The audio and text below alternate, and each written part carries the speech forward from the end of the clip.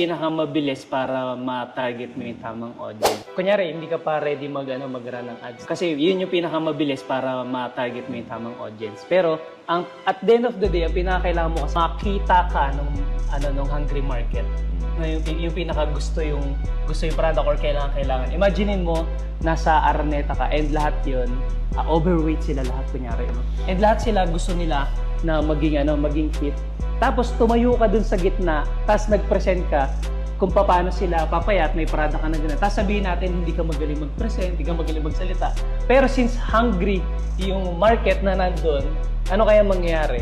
Dudumugin ka dun, di ba? Mabilis ka makakabenta ng products na in-offer mo. So bukod sa ads, marami mga promotional strategy na pwede mong gawin. So let's say, for example, pwede mag-warm market ka muna.